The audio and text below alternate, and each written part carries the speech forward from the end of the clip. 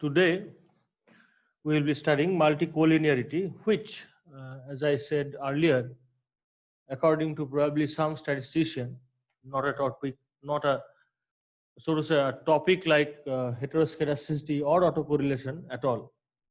But anyways, regarding the three topics that we are going to study, that is multicollinearity, apart from that, heteroscedasticity, okay, and autocorrelation. All of these three topics, they will be divided in, I mean, in each chapter we'll ask basically the same set of questions and we will try to find the answers of them. So what are they? Number one is the nature of the problem. Nature of the problem. So what kind of multicollinearity are we dealing with? In heteroscedasticity or autocorrelation also, what kind of heteroscedasticity or autocorrelation we are dealing with? So that is the first one. We will try to actually guess the mathematical structure behind the statistical problem. Number two, and this is special for multicollinearity, as I was saying that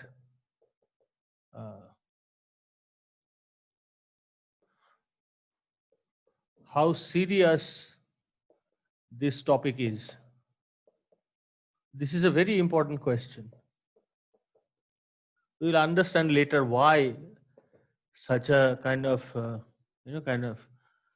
such a question is being asked at all, which kind of destroys the purpose of the studying multicollinearity. Then obviously the other parts which will remain the same. So consequences, what happens when we have multicollinearity. Then the fourth one, which is called the detection test. Okay.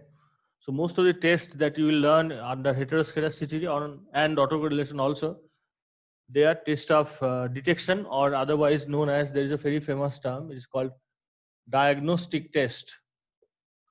Much like the diagnostic tests that you go through under a doctor, that kind of a thing. The purpose of the tests or the rules or whatever you say, okay, it's very simple. Whether there is a multicollinearity or heteroscedasticity or autocorrelation is there or not. And if it is there, then of what type. If that can be known from the test, then we have a very good situation, because then the fifth, the last one, will become very simple, which is called the remedial measure. The remedial measure. See, all of all of these five questions, they basically boils down to a very simple issue. The issue is this: that all the estimation of this beta 2, beta 3, okay, sorry, they are estimates.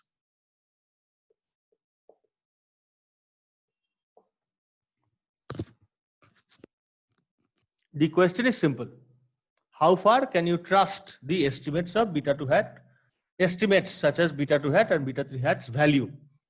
That's the only problem basically that we are dealing here. And within that, diagnostic test tells me whether there is the problem or not. If there, then of what type. If it can be known, then we have the best situation.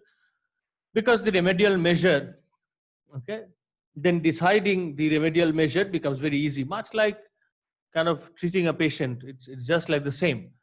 Nature of the problem is a very different thing, so to say, because in that case we are kind of trying to pre-predict the relationship or the kind of problem that it is creating in the x variables in a mathematical sense. We are kind of trying to pre-predict.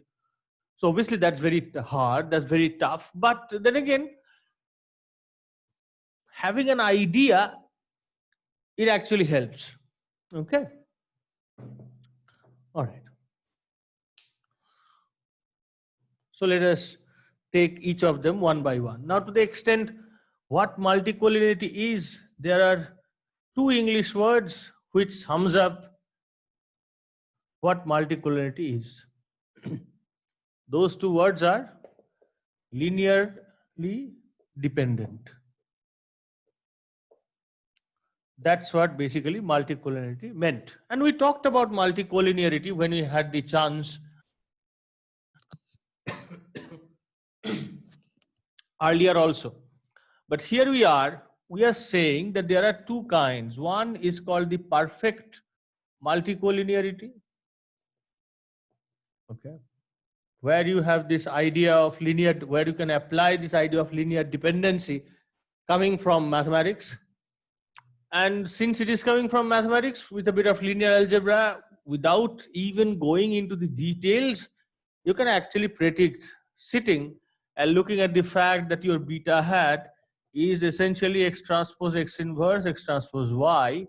You can easily exactly say what the problem will be. But what we are more interested in is the imperfect multicollinearity. Why? Because perfect multicollinearity is something which is rarely observable in reality. In reality, what we have is more of an imperfect collinearity. And more often than not, you can think now by yourself that most of economic variables are related. So most of the economic variables are related. So that creates a good lot of problem, because more often than not, when I'm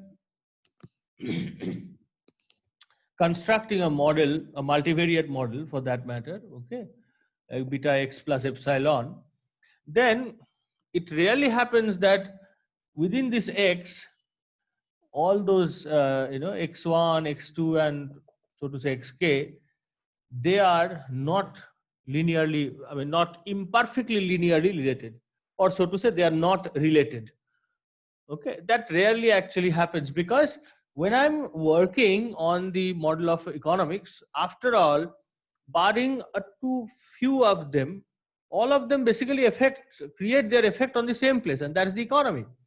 So because of that, there are some linearity that are, or at least not linearity, at least some degree of within relationship that is always expected, and that obviously always will hurt the estimate of beta 2 hat, or so to say beta hat. Now, so one of the important question that comes in our mind is that when the problem is serious, okay, because if that is so common, if it is quite impossible to leave that out, then what is the point of studying it? The problem will always be there. So what is the worrying about it?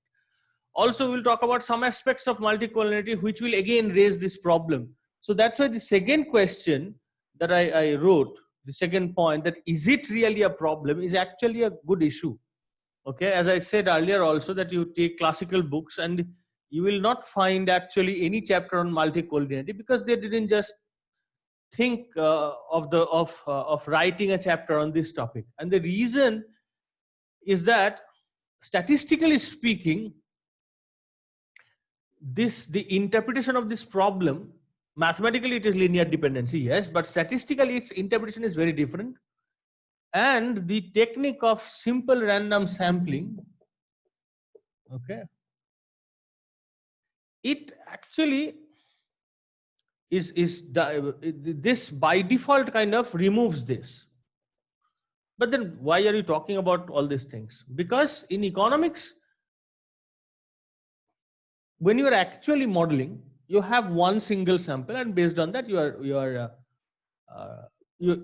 are constructing the model. So on that specific sample, if you have this relationship at work, then you have a good lot of problem. Okay, so let's go in the deep, and at first you'll get more confused, and then slowly it will be clear. Okay.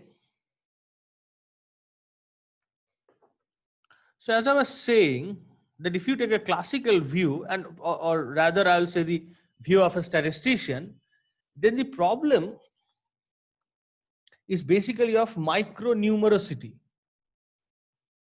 Micronumerosity, which boils down to a very simple three words, and those three words are small sample size. So by default, your answer will be that if you have a very small sample, what is the point of just try to increase it, right? You increase it and you solve the problem. What is the point of discussing all of this? And that's to certain extent that argument is even valid. Anyways, so micronumerosity. Also, I must say in passing that when you really have a small sample size, really small. Okay, let me tell you what really by what I'm trying to say by saying really small. Okay, by really small, what I'm trying to mean is that is a very famous sentence that I have written earlier also, and that is there must be sufficient variability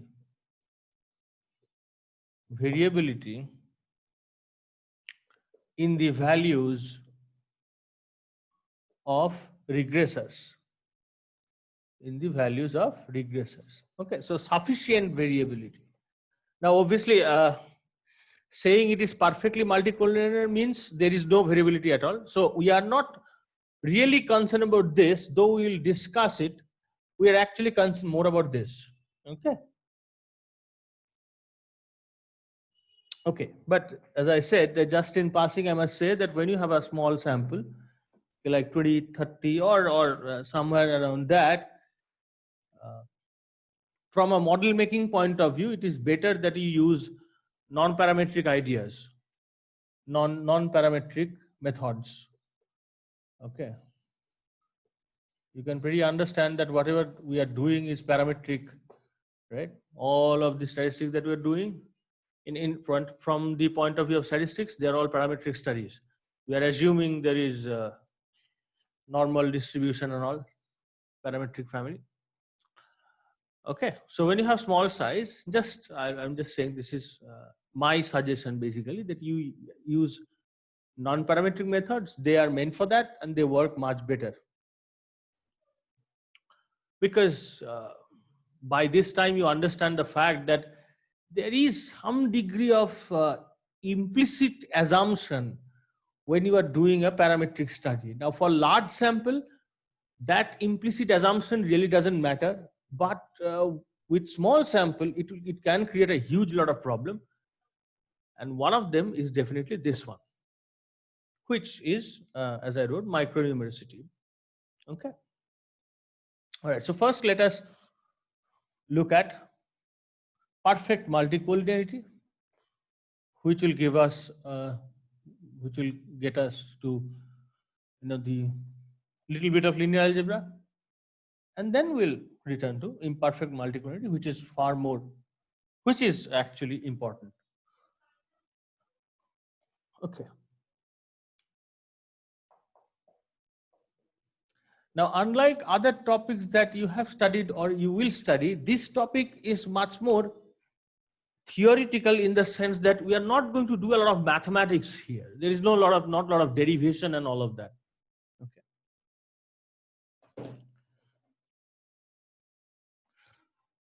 All right.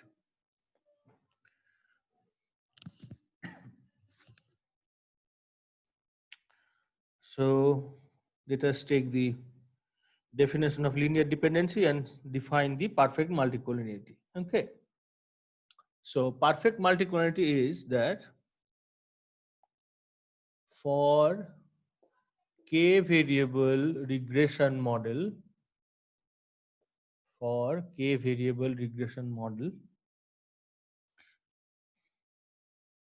an exact linear relationship or relation is said to exist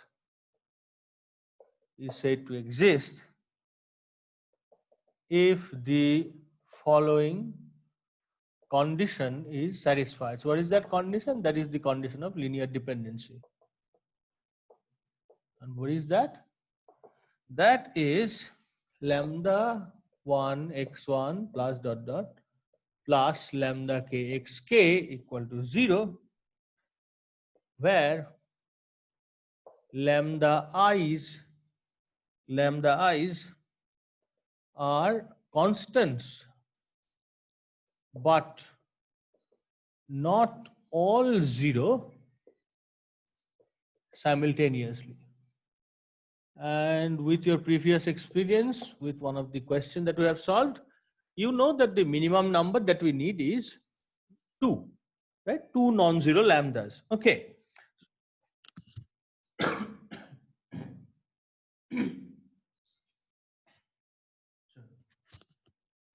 So this is perfect multicollinearity. What about imperfect? By imperfect, we are just going to add a term here. So what is that? So x variables, sorry.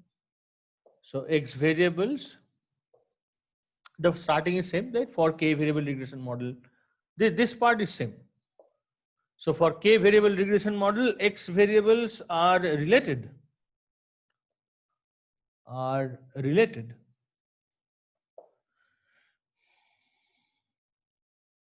But not perfectly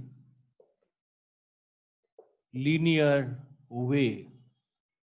What do you mean by that? That is, this part remains the same. So lambda 1 x1 plus lambda 2 x2 plus dot dot dot plus lambda k xk. But there is something, and that is vi equal to 0. So that's a change.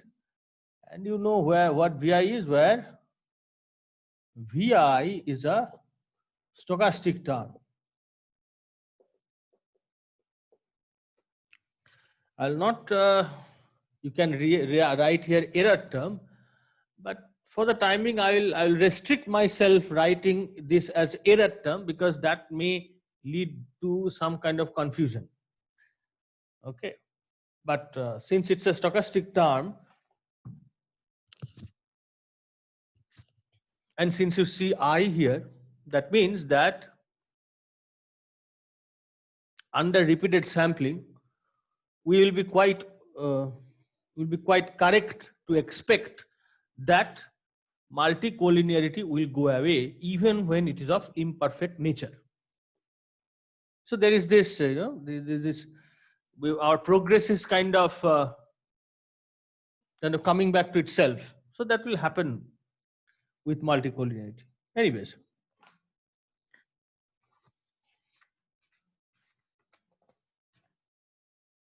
So now we will take a visual approach to what we are talking about.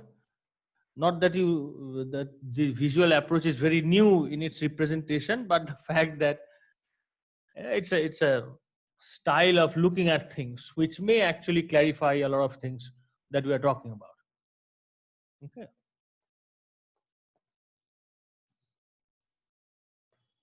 So let me first write the name of that. So the Ballantine view of multicollinearity, it is much like understanding set theory in terms of intersection.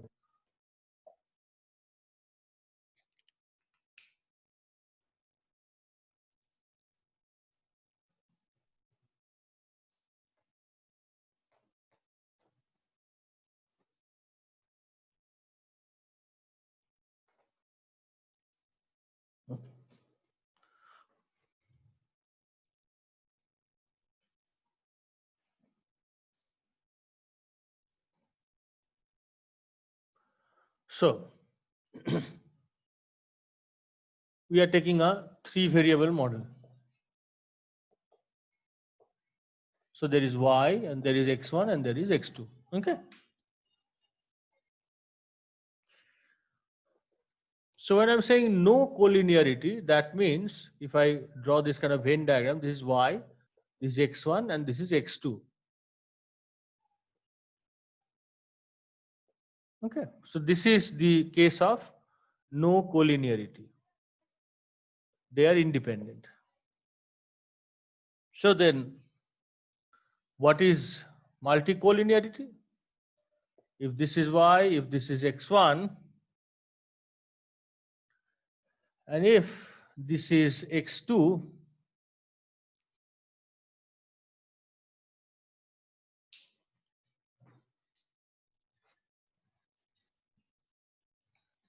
see this intersection, that is low collinearity. So now maybe you can understand the kind of collinearity that we are talking about. So it will be more clear when we'll be talking about autocorrelation. Why? Because see, we are not saying that this area, which is the intersection of only x1 and x2, that is our cause of reason of or area of concerns. We are not saying that the intersection of x1 and x2 is our reason of concern. What we are saying is the intersection of all of them, if that exists, then that is our cause of concern. Why? Because when I'll try to analyze this bluish part of y, I'll fail, because the model, it will fail to segregate whether this variance of those observations are generated from x1 or x2. Okay, so that is the problem that we are talking about here. So obviously, if we talk about high multicollinearity, what we are trying to mean by that is that intersection is basically increasing. Okay, so to draw just a kind of fancy diagram, we're talking about this kind of a thing.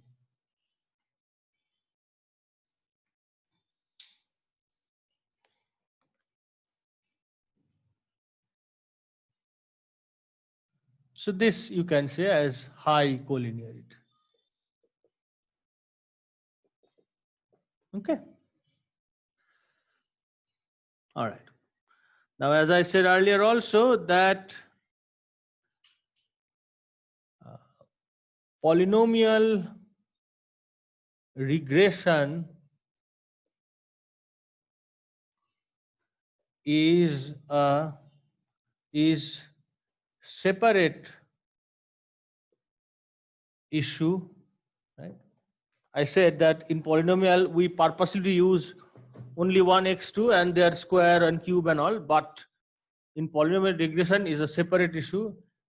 It does not come under multicollinearity, because simply because the relationship is not linear, right?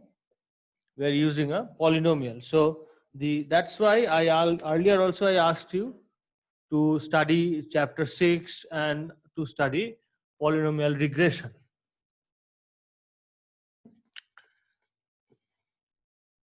Now, why we are saying this? Because the problem is that if I have a model like this, yi equal to b naught plus, let's say, b1 x1 plus b2 x1 square plus b3 x3 square, sorry, cube plus ey. Okay, then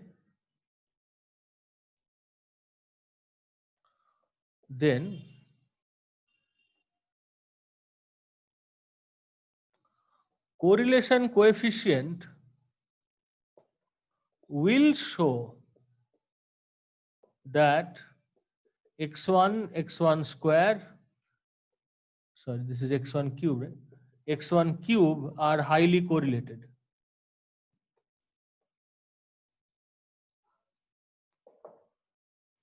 Okay, so obviously that will lead to the fact that beta 2 hat and beta 3 hat estimating them will become a difficult job, but this is not collinearity. But that's trivial, right?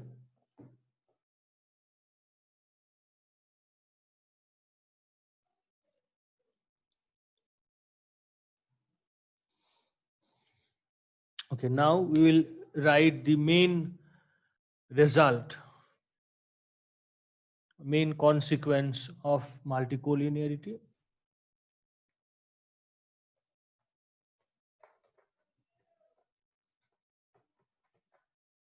That which I said is easily mathematically tractable.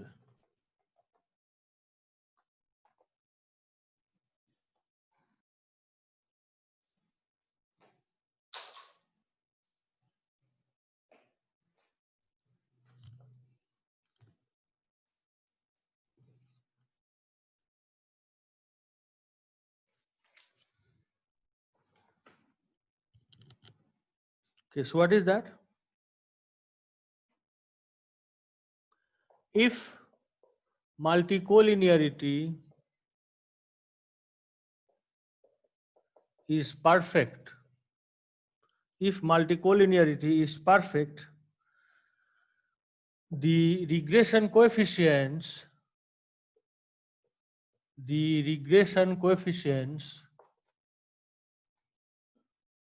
are indeterminate.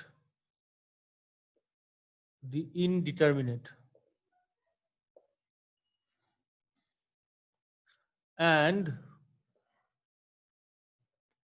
corresponding, I'll write that in the bracket, so in bracket, and corresponding standard errors are infinite. Now, as you can see that if the estimates are indeterminate, then this part of the sentence, the standard errors are infinite, that doesn't carry any meaning at all. Because you cannot determine, how can you determine the standard of them? But what we are saying is basically that if you take the expression of standard error and you allow the fact that all these x's are collinear or linearly dependent, then you will have an infinite standard error. But the important fact is that you can't even determine beta 2, beta 3. And we have seen that earlier also, right? So the reason of writing this part is that this: if multicollinearity is less than perfect, then all can be done, right? Then these regression coefficients are determinant, so you can find them. But then standard error of estimates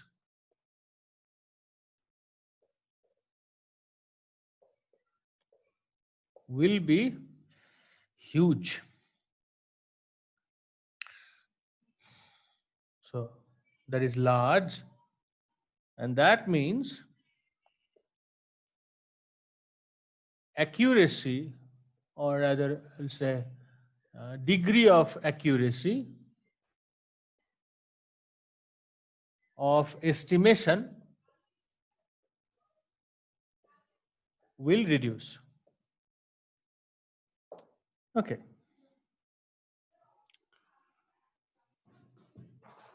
So what can be the sources of such events? For what reasons we can expect such problematic scenarios?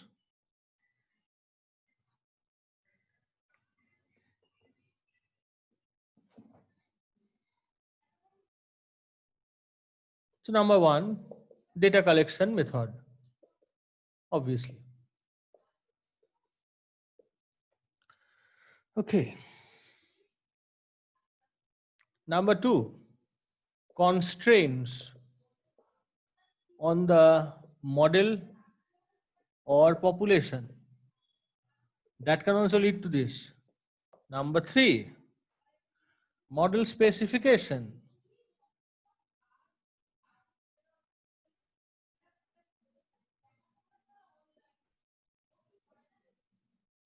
Model specification.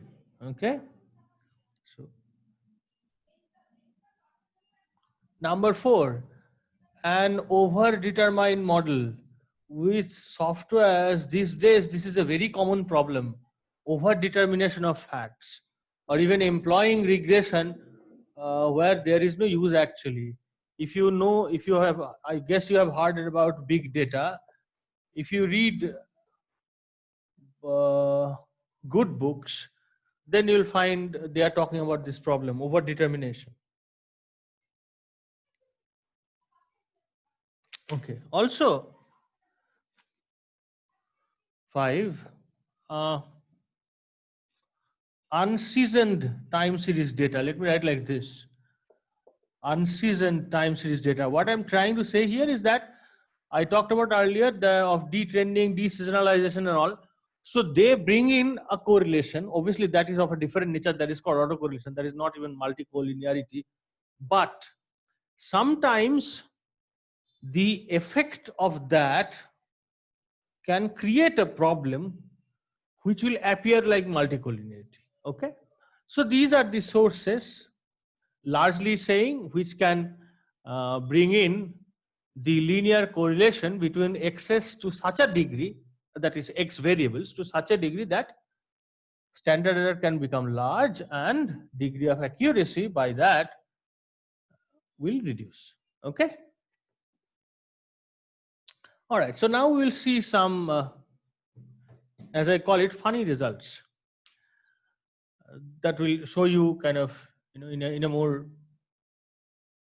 funny manner that what we are claiming is correct.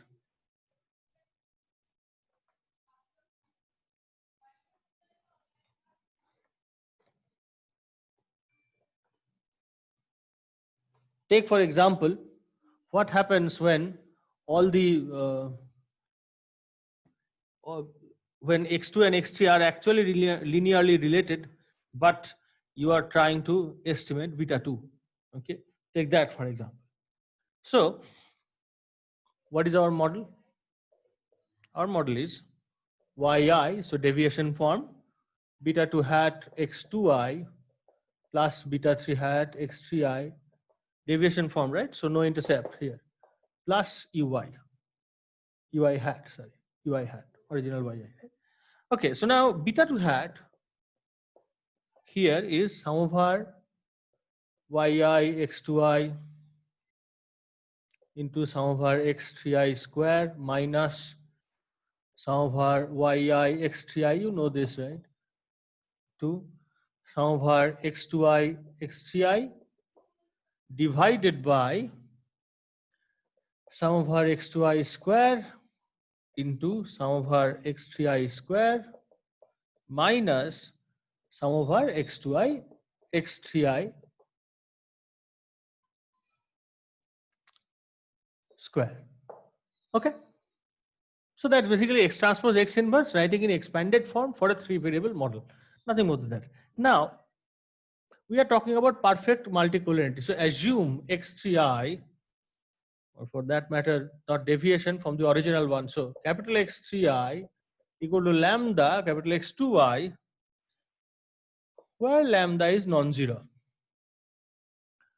You can put it here and check that beta 2 hat will become 0 by 0, which is saying indeterminate.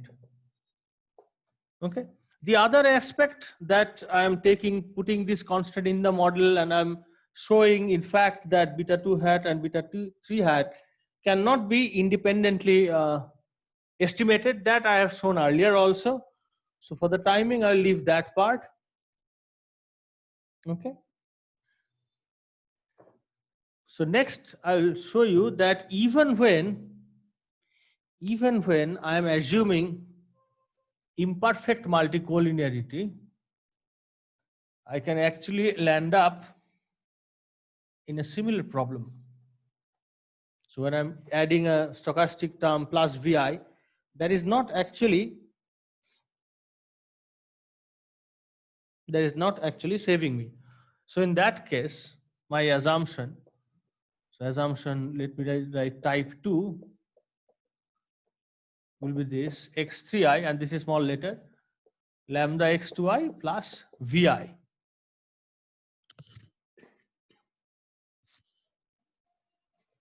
Where obviously lambda is non-zero, and for this stochastic term, obviously expectation will be 0, and we will assume also that sum over x2i vi is equal to 0, which tells me basically they are uncorrelated. So if they are correlated, there is no point of writing vi extra, right? Okay. So this is a more common situation. Now in that case, if you write beta 2 hat, as I said, that beta 2 hat's expression, beta 2 hat will be determinate, right? There is no problem, but in that case, we will have a problem regarding the variance, which we will look up later. So what will we do now? You can also do that. You can check that home that you employ this expression in place of x3 is here, right? And you will get a very huge expression. So I'm not writing that because that will not really add into you a lot of knowledge. Okay, but what it will tell you that mathematically speaking, beta 2 hat become we can determine beta 2 hat if it is imperfect. But then we, as we said, that we will have a variance issue, and the issue will tell us that this estimate, this estimate that will be obtained from this expression here, the degree of accuracy will be really low. Okay.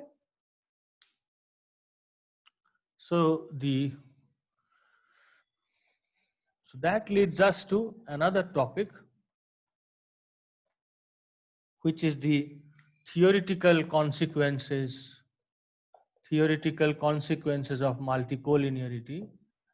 And while discussing this, we will again take up the question of how serious multicollinearity itself is and how that is viewed in statistics. And then we will look into the practical consequences, which is more important to us, because end of the day we are interested in constructing model, and in economics expecting imperfect multicollinearity is very easy, and sometimes we do have that kind of a problem.